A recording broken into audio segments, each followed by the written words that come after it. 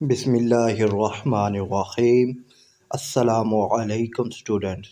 उम्मीद करता हूँ कि आप सब लोग खैरियत से होंगे और खुश होंगे।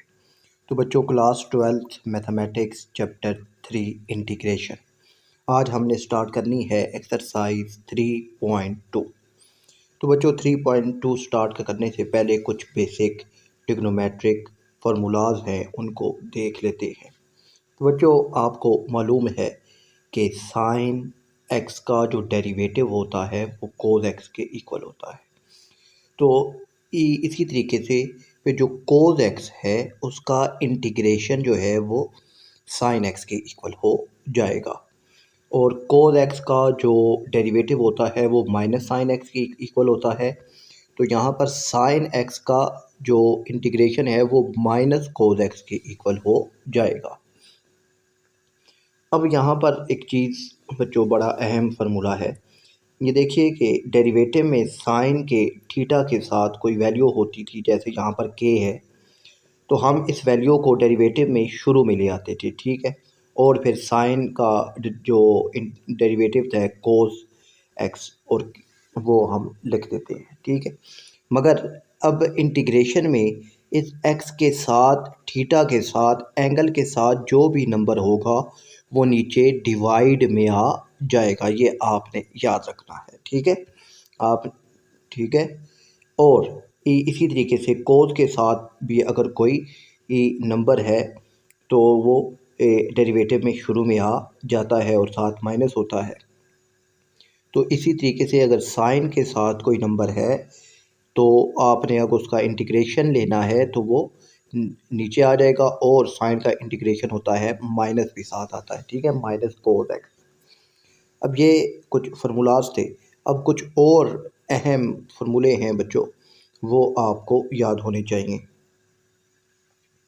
अब बच्चों यहाँ देखिए, सीकेंट स्क्वायर एक्स का अगर आपने इंटीग्रेशन लेना हो तो वो tan x के इक्वल होगा, और आपने अगर कोसेकेंट स्क्वायर का डेरिवेटिव लेना हो तो ये माइनस कोट एक्स के इक्वल हो जाएगा।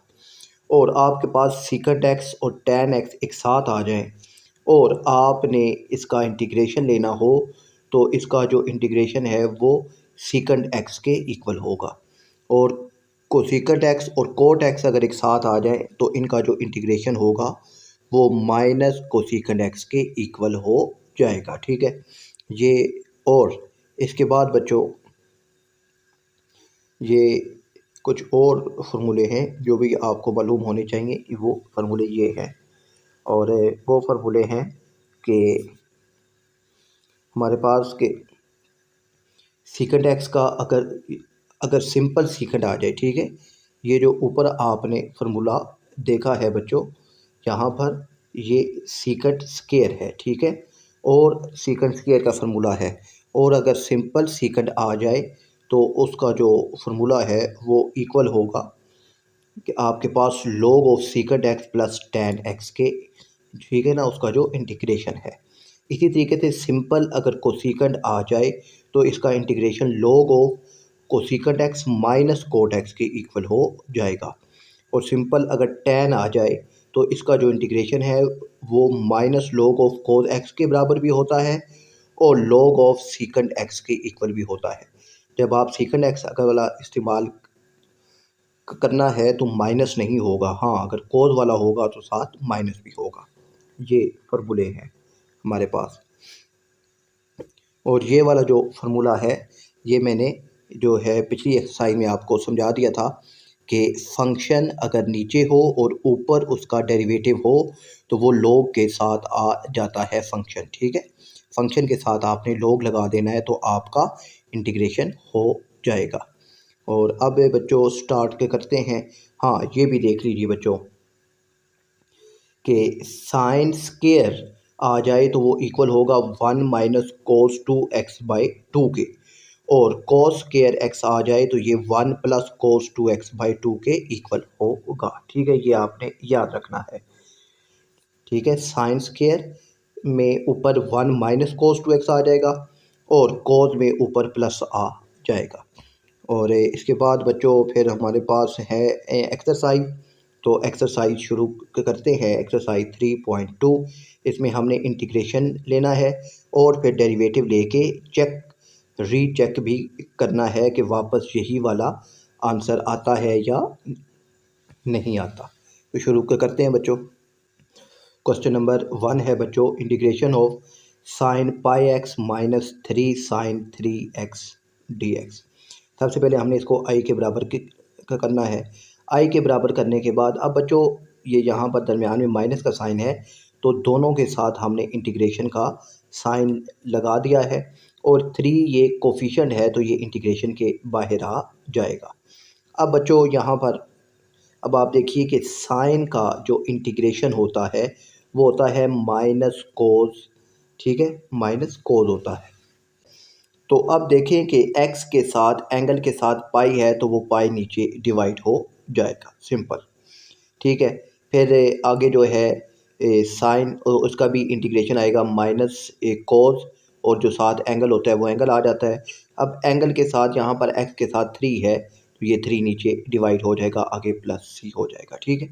ये साथ ये फार्मूला भी मेंशन है कि साइन ax है अगर तो साइन का डेरिवेटिव कोस होता है और जो एंगल के साथ नंबर होता है वो नीचे डिवाइड हो जाता है। अब बच्चों यहाँ से ये 3 और ये 3 आपस में हो जाएंगे कैंसिल, ठीक है। तो यहाँ पर ये माइनस पाई जो है हमने इसको यहाँ साइड पे लिख दिया और साथ आ गया कोस पाई एक्स और यहाँ पे जो है एक कोस 3x प्लस c हमारे पास आ गया है, ठीक है। अब यहाँ पर ये माइनस और ये बाय वाला माइनस मिलकर ये प्लस का साइन हो गया है। अब हमने इस वैल्यू का डेरिवेटिव लेना है और वापस यही वाला क्वेश्चन आना चाहिए, तो उसका डेरिवेटिव लेते हैं। अब बच्चों इसका डेरिवेटिव लेना है, रीचेक करना है। तो हमारे पास है -1/पाई cos pi x plus cos 3x plus c। तो अब यहाँ पर ना ये देखिए कोस पाई एक्स का हमने डेरिवेटिव लेना है, तो -1/पाई ये कांस्टेंट वैल्यू है तो ये बाहर आ गई है हमारे पास, ठीक हो गया बच्चों। अब फिर यहाँ पर ये cos 3x इसका भी डेरिवेटिव हमने ले लिया और साथ ये जो कांस्टेंट वैल्यू है इसका भी डेरिवेटिव हमने ले लिया। अब यहाँ पर ये देखिए बच्चों के अब ये कोस का जो डेरिवेटिव होता है वो होता है माइनस साइन साथ जो एंगल है वो एंगल आता है पाई एक्स। फिर ये जो एक्स के साथ नंबर है ये जो ये शुरू में आ दे जाता है, ठीक है। तो ये यहाँ पर ये शुरू में हमने लिख दिया या अब बाद में लिखते हैं, एक ही बात है, ठीक है, क्योंकि मल्टीप्लाई होना होता है। फिर अब cos 3x, cos का भी डेरिवेटिव आ गया माइनस साइन 3x और साथ x के साथ 3 है तो ये डॉट 3 आ गया और कांस्टेंट का डेरिवेटिव होता है 0 तो हमने 0 लिख दिया है।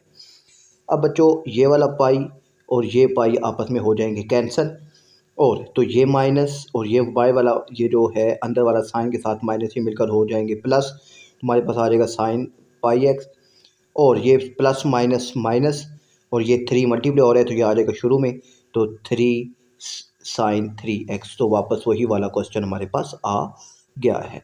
मुझे उम्मीद है कि बच्चों ये क्वेश्चन नंबर 1 आपको समझ आ गया होगा। मज़ीद सॉल्यूशन के लिए क्वेश्चन नंबर 2 की तरफ मूव करते हैं। क्वेश्चन नंबर 2 है बच्चों, माइनस सीकेंड स्केयर 3/2y dy। सबसे पहले हमने इसको आई के बराबर किया। आई के बराबर करने के बाद अब ये जो माइनस है माइनस को हम बाहर ले आए और integration सीकेंड square 3/2y plus dy है। अब बच्चों यहाँ पर सीकेंड स्केयर का जो डेरिवेटिव होता है वो होता है tan और x के साथ जो नंबर है वो नीचे डिवाइड में आ जाता है।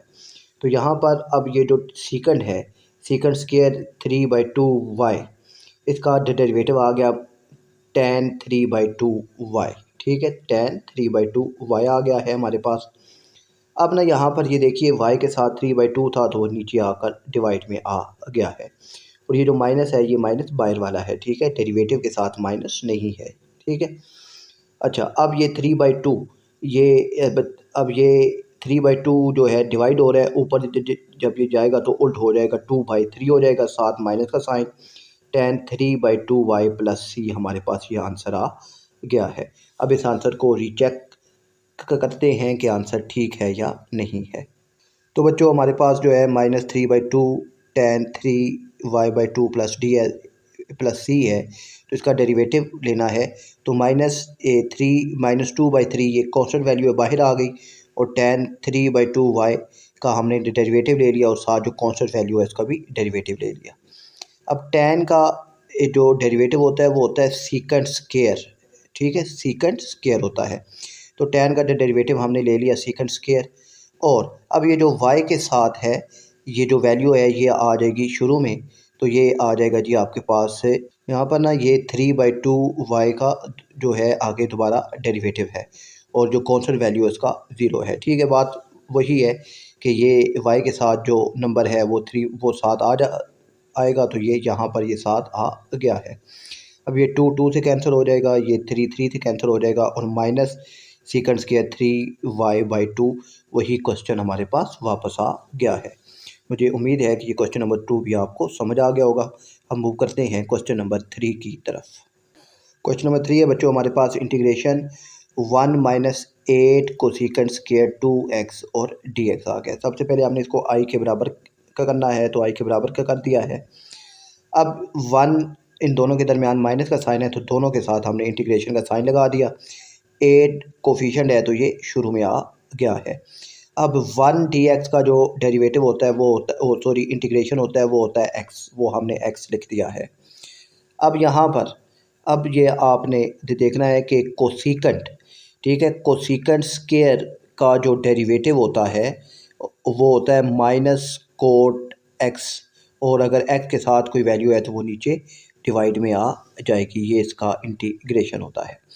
तो कोसेकेंट स्क्वायर 2x का जो इंटीग्रेशन है वो आ गया जी -कोट 2x, और ये x के साथ 2 है तो ये नीचे डिवाइड हो गया और आगे प्लस सी आ गया है, ठीक है। अब यहाँ पर ये देखिए कि ये 2 और ये 8 आपस में कैंसिल होकर तो यहाँ पर आ जाएगा हमारे पास 4। तो हमारे पास क्वेश्चन आ गया x प्लस ये माइनस और ये y वाला माइनस मिलकर प्लस हो गए, ठीक है, x प्लस 4 को 2x प्लस सी। अब हम इसको रीचेक करते हैं।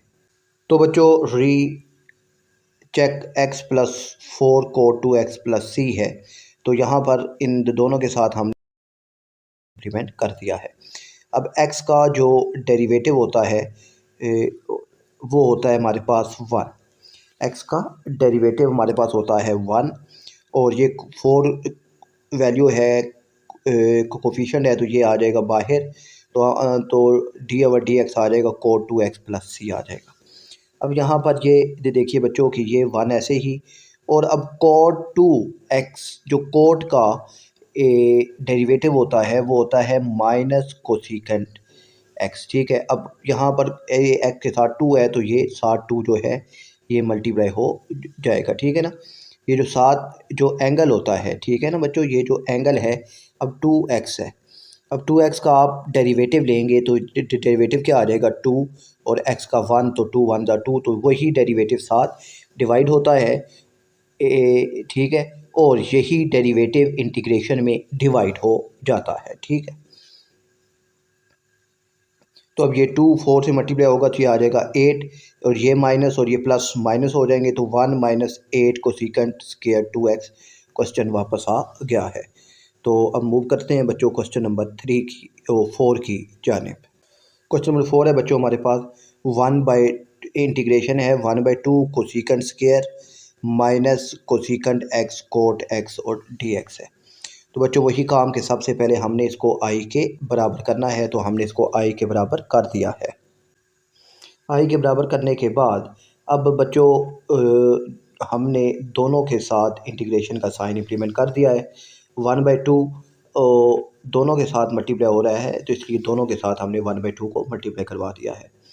अब बच्चों कोसेकेंट स्क्वायर x dx का जो इंटीग्रेशन होता है वो होता है -कोट x, तो हमने वो लिख दिया। अब x के साथ कोई वैल्यू नहीं है तो यहाँ पर भी कोई वैल्यू नहीं आई, और कोसेकेंट x और कोट x का जो इंटीग्रेशन होता है वो होता है -कोसेकेंट x, तो हमने -कोसेकेंट x लिख दिया है, ठीक है। ये आपके सामने दोनों फार्मूले भी बच्चों मौजूद हैं, आप एक दफ़ा फिर इनको देख सकते हैं।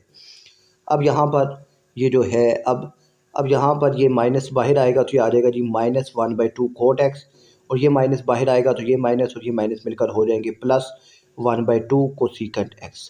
अब हम इसको रीचेक करते हैं।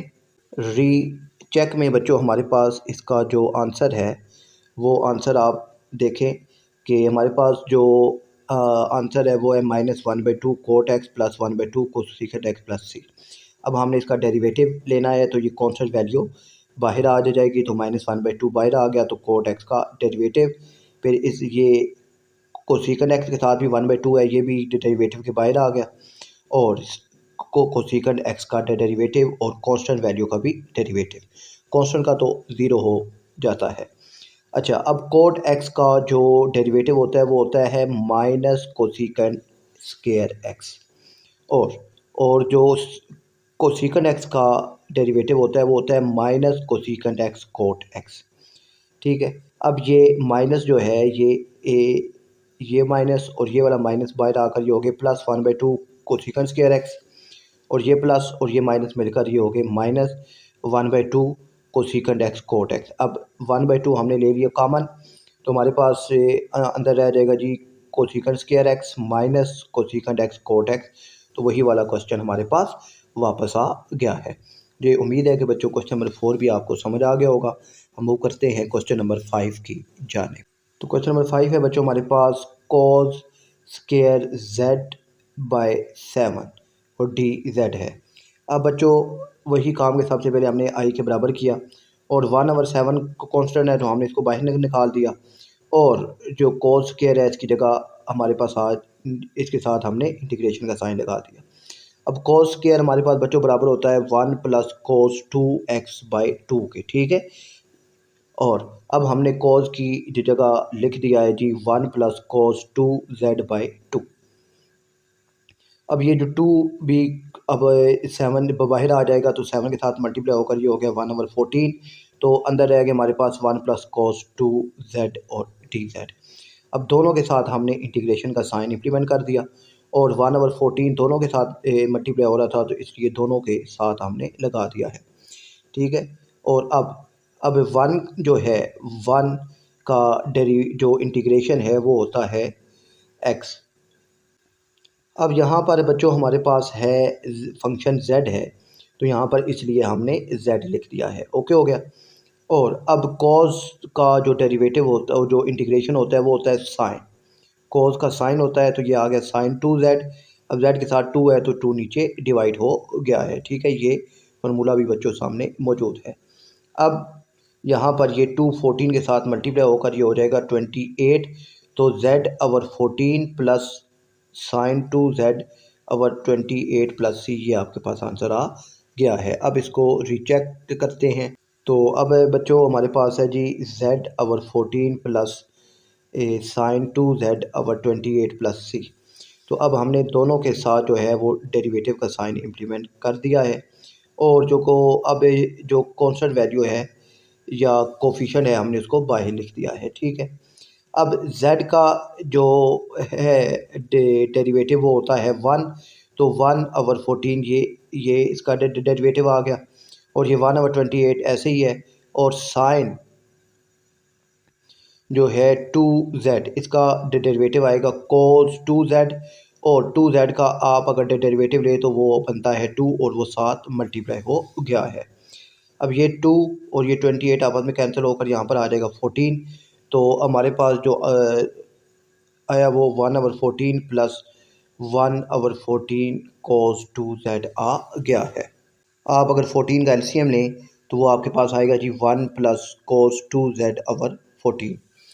अब यहाँ पर ये 14 है, तो आप अगर 14 को हाफ के करें या 14 का एलसीएम लें तो वो आता है 2 × 7, तो 2 हमने ये इन्हें 1 + cos 2z के नीचे लिख लिया, और 1/7 हमने बाहर निकाल दिया।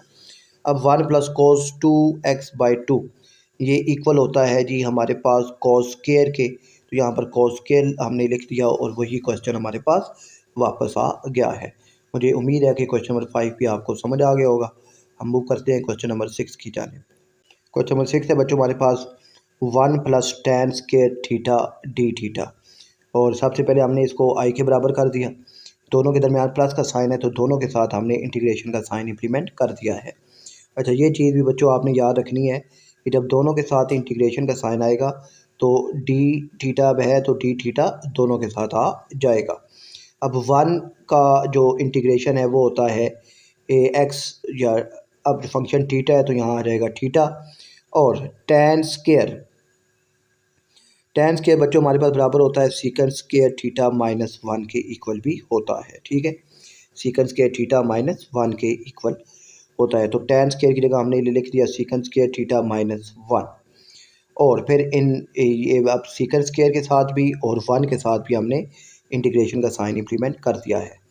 अब सीकेंड स्केयर का जो इंटीग्रेशन होता है बच्चों, ये आपके सामने ये होता है टेन थीटा के, तो सीकेंड स्केयर की जगह आ गया टेन थीटा, और वन का जो इंटीग्रेशन है वो आएगा थीटा। अब ये माइनस थीटा और प्लस थीटा आपस में हो जाएंगे कैंसिल, तो सिर्फ आंसर रह जाएगा टेन थीटा प्लस सी।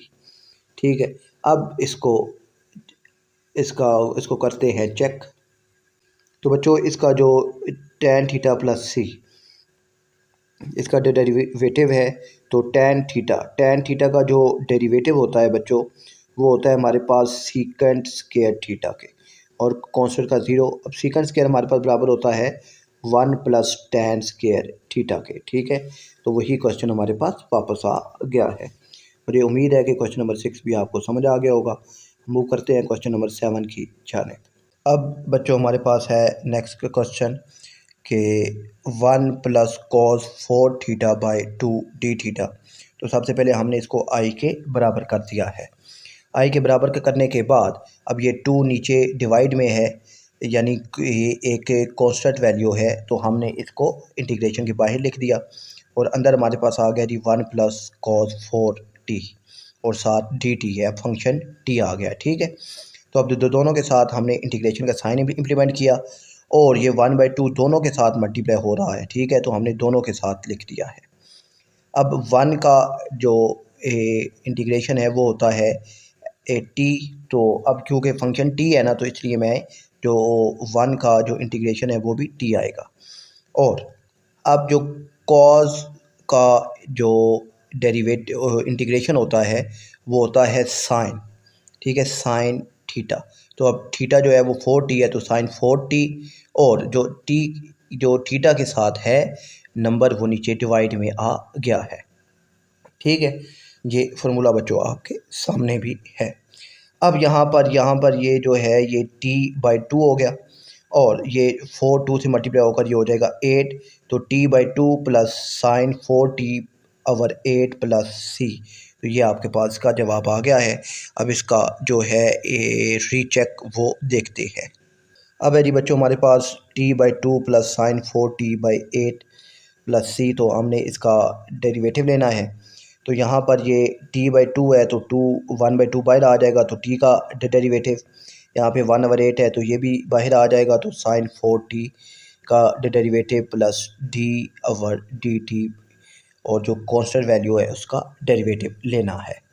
अब यहाँ पर सिंपल सा काम है बच्चों कि अब टी का जो डेरिवेटिव है वो आएगा वन, तो यहाँ पर ये वन वन से मल्टीप्लाई होकर ये आ जाएगा वन बाई टू, और साइन का जो डेरिवेटिव है वो होता है कॉस, तो यहाँ पर आ गया जी कॉस फोर टी, और फोर टी का जो डेरिवेटिव है वो आ गया फोर, तो वो सात डेरिवेटिव में मल्टीप्लाई होता है और इंटीग्रेशन में डिवाइड होता है। ठीक है, अब ये जो है फोर एट से कैंसिल होकर ये आ जाएगा टू, तो यहाँ भी one by two plus one by two cos forty one by, अगर यहाँ पर आप एलसीएम लें तो एलसीएम जब नीचे वैल्यू सेम हो तो ऊपर वाले भी आपस में प्लस हो रहे हैं तो प्लस हो जाते हैं, माइनस हो रहे हो तो माइनस हो जाते हैं।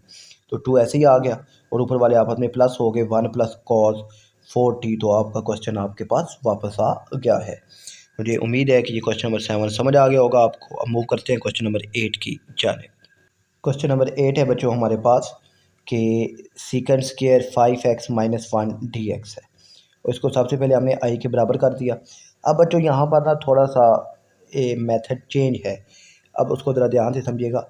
हमने ना बच्चों फाइव एक्स माइनस वन को बराबर कर दिया टी के, ठीक है, और फिर इसका दोनों तरफ हमने ले लिया डेरिवेटिव। ठीक है ना, अब five x minus one equal to t. अब देखिएगा five x minus one equal to हमने कर दिया है टी।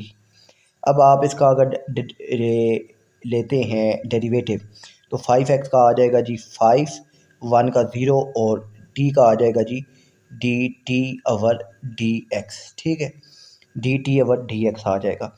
अब ये डी एक्स यहाँ से आप अगर इसको क्रॉस करते हैं तो ये आपके पास आ जाएगा जी, ये 5 dx equal to d t, ठीक है, 5 dx equal to d t आपके पास आ जाएगा, ठीक है, इसको आपने ध्यान में रखना है। अब यहाँ पर ना हमारे पास जो है डी एक्स की वैल्यू मालूम करनी है, तो 5 इस साइड पर आकर डिवाइड हो जाएगा, तो डी एक्स आ जाएगा 1/5 डी टी।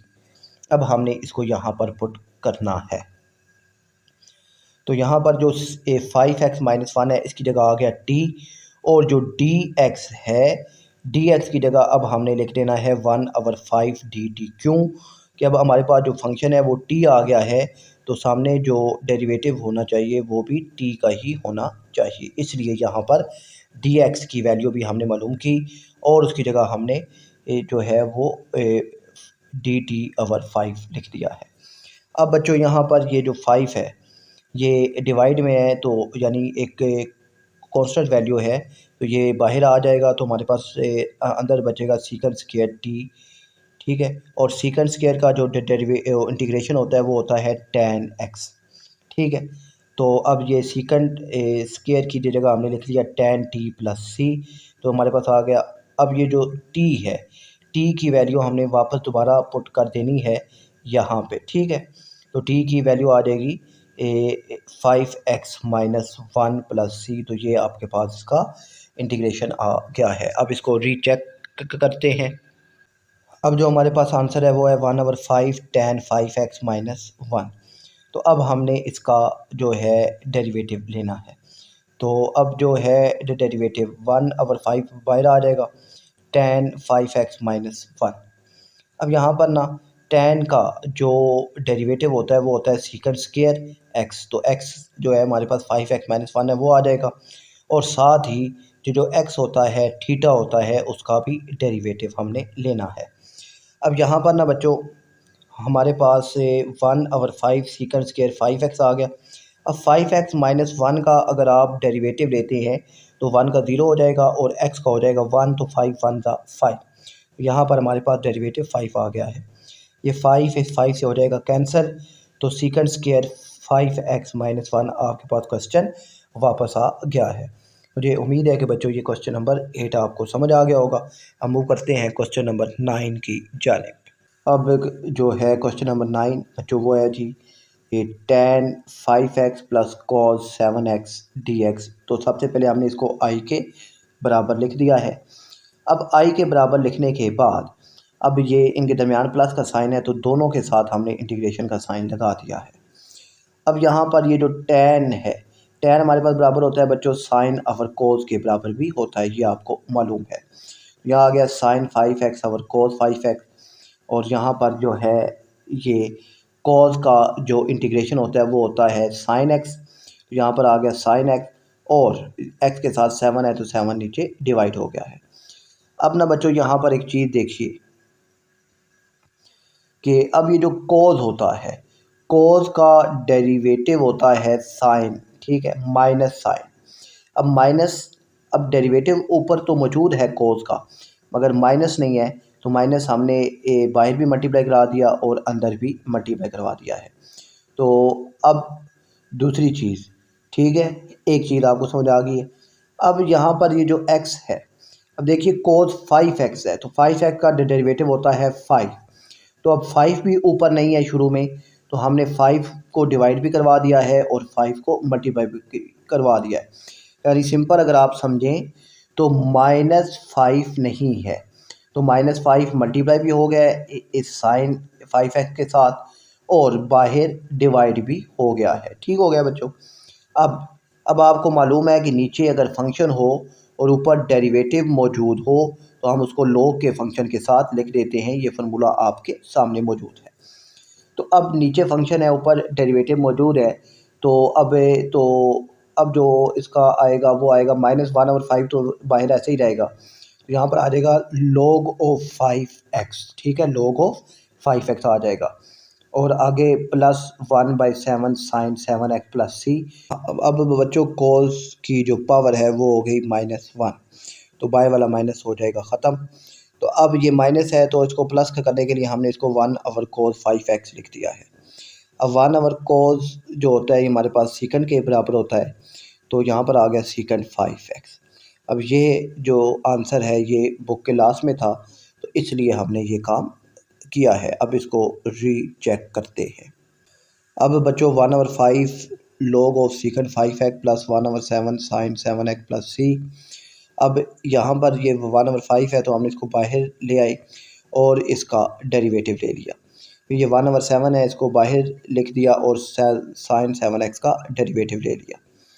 अब यहाँ पे log ऑफ जो है ये log ऑफ, अच्छा log का जो डेरिवेटिव होता है वो होता है 1/, यही वाला फंक्शन आ जाता है नीचे, फिर आगे जो फंक्शन है इस फंक्शन का डेरिवेटिव हम लोग ले लेते हैं, ठीक है। और यहाँ पर ये जो साइन है, साइन का जो डेरिवेटिव है ये आ जाएगा जी cos 7x, और 7x का जब आप आगे डेरिवेटिव लेंगे तो ये आ जाएगा 7।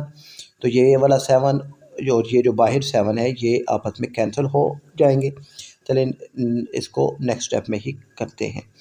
तो यहाँ पर अब ये 1/5 और 1/secant 5x ऐसे ही रह जाएगा, और सीकंड का जो डेरिवेटिव होता है बच्चों वो होता है सीकंड x tan x, ठीक है, सीकंड x tan x।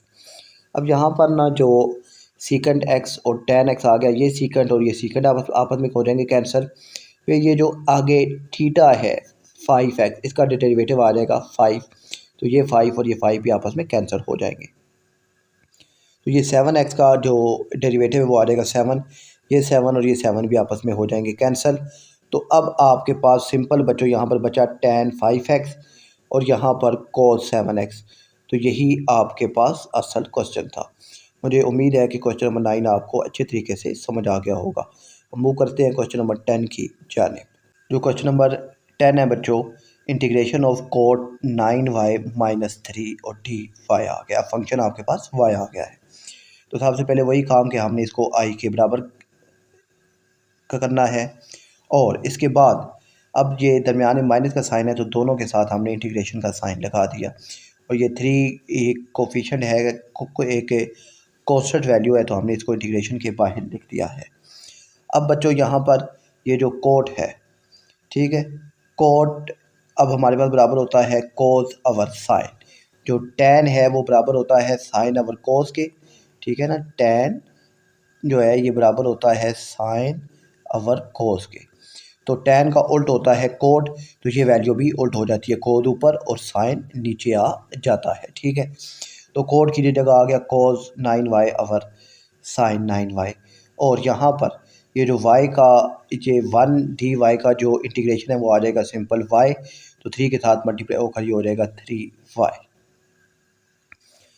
अब बच्चों यहाँ पर आप ये देखिए कि साइन का जो डेरिवेटिव होता है वो होता है कोस, तो कोस ऊपर मौजूद है।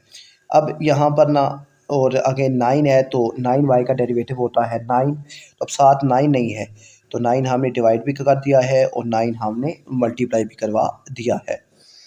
अब यहाँ पर अब नीचे फंक्शन है, ऊपर डेरिवेटिव मौजूद है, तो हम इसको ये log के साथ फंक्शन को लिख देंगे। तो यहाँ पर आ जाएगा 1/9 log of sine 9y minus 3y plus c। तो ये आपके पास का आंसर आ गया है। अब इसका रीचेक देखते हैं। तो अब रीचेक के लिए हमने इसका ले लिया डेरिवेटिव, तो ये तो दोनों के साथ हमने जो है डेरिवेटिव उसको इम्प्लीमेंट कर दिया है। ये 1/9 शुरू में आ जाएगा, log of sine 9y minus 3 और y का आ जाएगा जो है dy/dy, ठीक है ना, dy/dy आ जाएगा। अब यहाँ पर ना, अब ये देखिए 1/9 ये जो है बाहर वाला ये ऐसे ही रहेगा, ये log है, तो log का जो डेरिवेटिव होता है वो 1/, फंक्शन, फिर आगे फंक्शन का डेरिवेटिव, ठीक है, और फिर फंक्शन के डेरिवेटिव के बाद ये जो आगे थीटा होता है एंगल, उसका भी डेरिवेटिव आपने लेना होता है। अच्छा, अब ये 1/, साइन 9y ऐसे ही रहेगा। अब साइन का डेरिवेटिव होता है कोस, तो कोस 9y, तो 9y का डेरिवेटिव आ गया 9। यहाँ पर ये डी और y का जो डेरिवेटिव है वो आ जाएगा 1, तो 3 1 3 वापस आ जाएगा, ठीक हो गया। अब ये 9 और ये 9 आपस में कैंसिल, ये कोस 9 अवर साइन 9y, तो ये हो जाएगा कोट 9y माइनस 3। तो आपका क्वेश्चन वापस आ गया है। मुझे उम्मीद है कि ये क्वेश्चन भी आपको समझ आ गया होगा। आप मूव करते हैं नेक्स्ट क्वेश्चन की जानिब। क्वेश्चन नंबर 11 है बच्चों, इवेल्यूएट दी इंटीग्रल। अब आपने रीचेक नहीं करना, सिर्फ आपने इसका इंटीग्रेशन मालूम करना है। तो क्वेश्चन है बच्चों, tan square 2 theta plus cot square 2 theta d theta है। तो सबसे पहला काम वही कि हमने इसको आई के बराबर लिख दिया है। जब हमने इसको आई के बराबर लिखा तो दरमियान में प्लस का साइन है, तो दोनों के साथ हमने इंटीग्रेशन का साइन इम्प्लीमेंट कर दिया है। अब बच्चों हमारे पास जो tan स्क्वायर होता है, ये हमारे पास जो tan स्क्वायर है ये बराबर होता है जी, या इक्वल होता है हमारे पास सीकंड स्क्वायर -1 के, और जो कोट होता है ये इक्वल होता है कोसिकन स्क्वायर -1 के इक्वल होता है। ठीक है, ये भी आपने याद रखना है। ये ट्रिग्नोमेट्री की 3 मेन अहम आइडेंटिटीज़ हैं, तो ये तीनों आपको याद होनी चाहिए। वो आपको याद है ना कि sine square theta plus cos square theta equal to 1 होता है, तो ये वही वाली 3 आइडेंटिटीज़ है। अच्छा, अब यहाँ पर ये सीकंड स्क्वायर 2 थीटा -1 आ गया, इसकी जगह जो कोट है इसकी जगह आ गया जी कोसिकन स्क्वायर थीटा -1 आ गया है।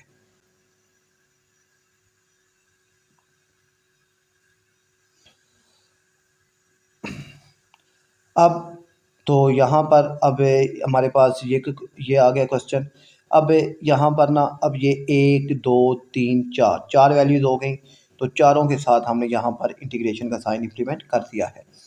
अब सीकंड स्क्वायर का जो इंटीग्रेशन होता है वो होता है tan थीटा। तो अब ये थीटा 2 थीटा है ना, तो tan 2 थीटा और थीटा के साथ जो वैल्यू है वो नीचे डिवाइड में आ गई। ठीक हो गया बच्चों। आगे 1 है, तो 1 का जो इंटीग्रेशन है वो आ जाएगा थीटा। फिर कोसिकंड कोसिकंड का जो इंटीग्रेशन होता है बच्चों वो होता है जी माइनस कॉट थीटा। ठीक है, माइनस कॉट थीटा। तो अब यहाँ पर ना ये हमारे पास जो है, तो कोसिकन की जगह हमने लिख दिया माइनस कॉट 2 थीटा, और थीटा के साथ 2 है तो 2 नीचे डिवाइड हो गया। आगे ये है जी हमारे पास 1, तो 1 का आ गया माइनस थीटा। अब आप इसको अगर सिंप्लीफाई करके लिखते हैं तो ये आ जाएगा जी 1/2 tan 2 थीटा, फिर ये plus minus minus 1/2 cot 2 theta. अब ये वाली थीटा माइनस थीटा और ये माइनस थीटा मिलकर आपस में हो जाएंगे प्लस, तो ये आ जाएगा -2 थीटा प्लस सी।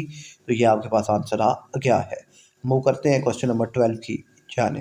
क्वेश्चन नंबर 12 है बच्चों, हमारे पास साइन स्क्वायर 11/2 y और डी वाई। ठीक है ना, सबसे पहले हमने इसको आई के बराबर कर दिया। ठीक है ना, sine square 11/2 y d y. अब यहाँ पर ना ये 11 आप इसको डायरेक्ट भी सोल्व कर सकते हैं, मगर यहाँ पर अभी साइन स्क्वायर है ना, इसलिए 11/2 y को मैंने t के बराबर कर दिया है। अब जब t के बराबर हमने इसको लिख दिया, तो अब इसका जो डेरिवेटिव है वो आ जाएगा 11/2 D t over d x cross multiply होगा, तो ये आ जाएगा डी 11/2 डी वाई। ठीक है, अब यहाँ फंक्शन y है ना, तो डी एक्स की जगह डी वाई आ गया इक्वल टू डी टी। अब डी टी जो डी वाई की वैल्यू मालूम करनी है, तो ये 11/2 मल्टीप्लाई हो रहा है, इस साइड पर आकर डिवाइड होगा, तो ये हो जाएगा 2/11 डी टी। अब यहाँ पर बच्चों ज़रा इसको समझिएगा कि अब ना यहाँ पर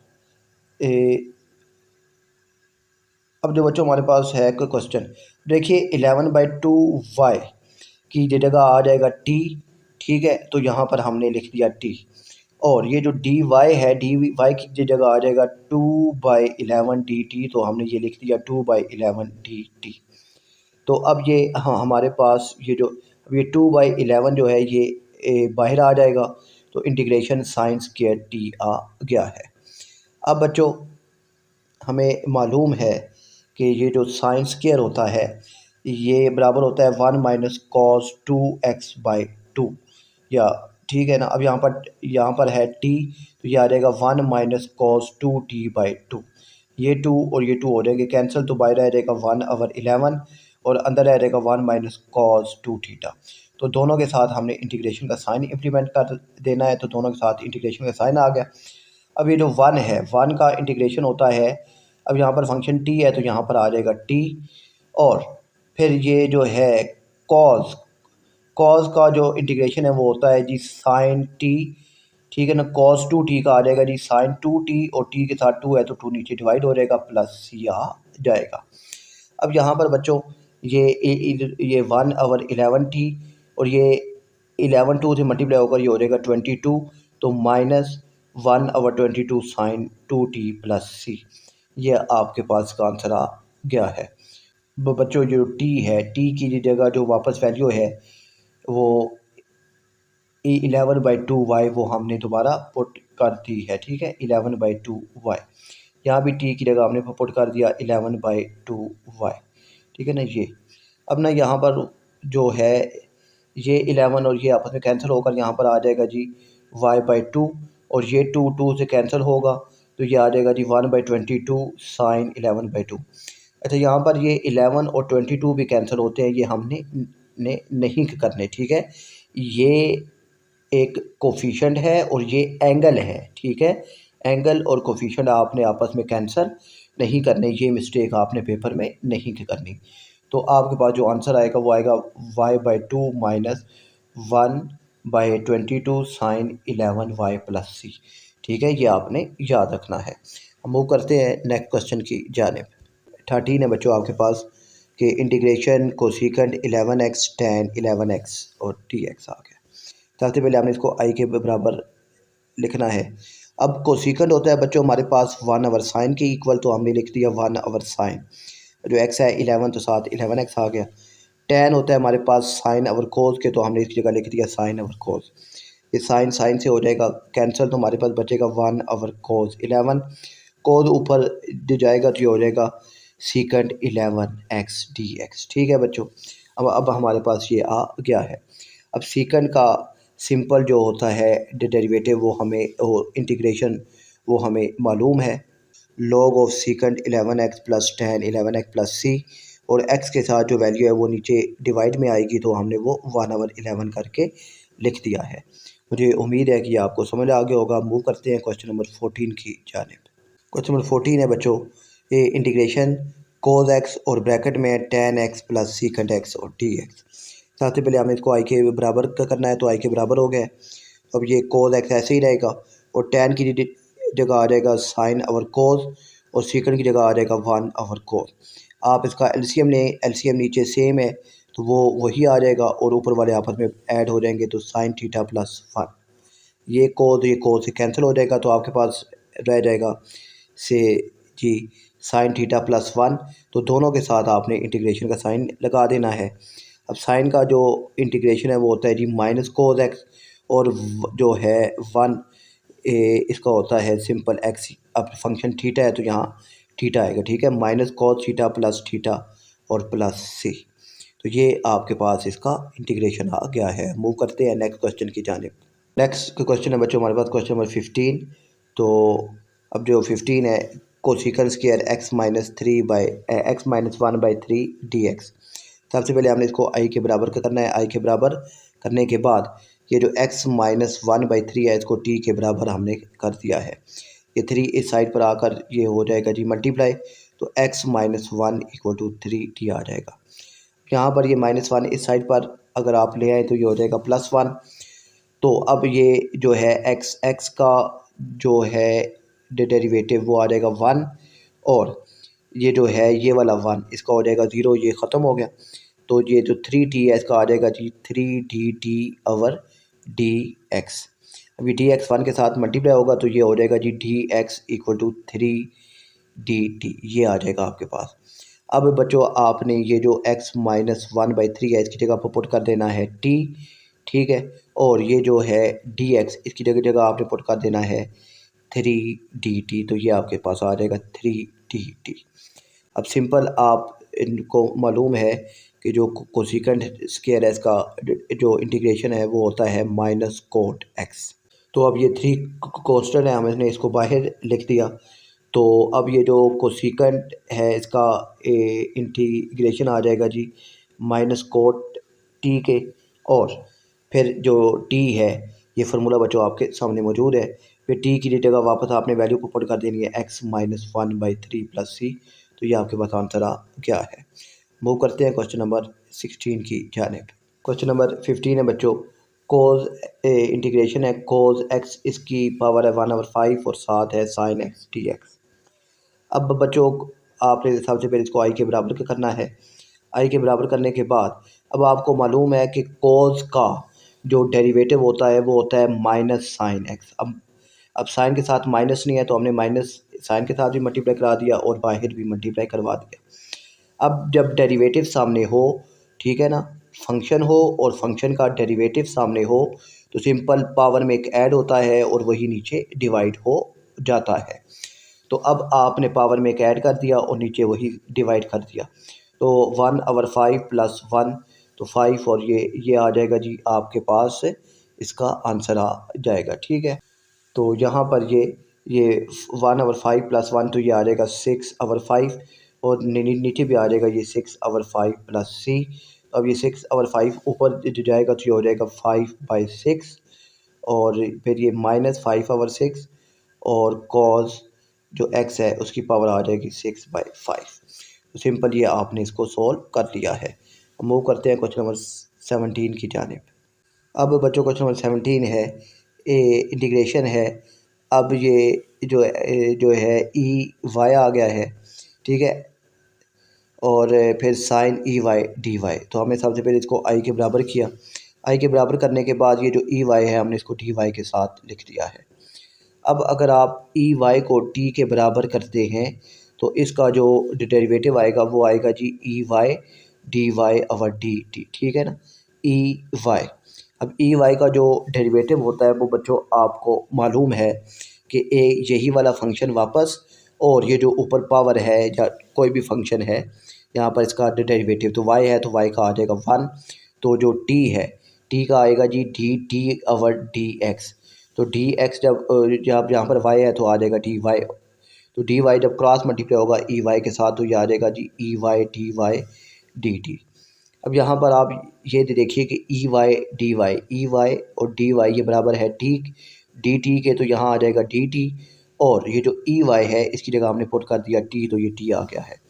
अब साइन का जो इंटीग्रेशन है वो होता है जी माइनस कॉस। तो अब फंक्शन टी है तो यहाँ पर आ जाएगा टी प्लस सी। तो अब टी की जगह आपने वापस पुट कर दिया ई वाई, तो ये आपने सोल्व कर लिया है। मूव करते हैं क्वेश्चन नंबर 18 की जानिब। क्वेश्चन नंबर 18 है 9 tan x + 7 dx। सबसे पहले हमने इसको आई के बराबर करना है। तो आई के बराबर करने के बाद अब ये जो 9 है 9 को इंटीग्रेशन के बाहर ले आएंगे तो ये बाहर आ गया, और ये x + 7 है। तो अब ये जो x + 7 है हमने इसको बराबर कर देना है t के। तो अब यहाँ पर ना 7 का जो डेरिवेटिव है वो आ जाएगा 0, ख़त्म हो जाएगा। x का जो है वो आएगा 1। तो ये जो t है t का आएगा जी d t over d x. तो डी एक्स क्रॉस मल्टीप्लाई होगा 1 के साथ तो ये आ जाएगा d x equal to d t. अब वही काम के x + 7 की जगह हमने पुट कर दिया t और डी एक्स की जगह हमने पुट कर दिया डी टी। अब जो tan है, tan का जो रिलेशन होता है वो होता है log ऑफ सीकेंड x। तो यहाँ पर अब जो tan का इंटीग्रेशन आ गया वो log ऑफ सीकेंड t आ गया। t की जगह हमने वापस वैल्यू पुट करनी है, तो हमारे पास आ जाएगा जी ये x + 7 + c। तो ये सोल्व हो गया है।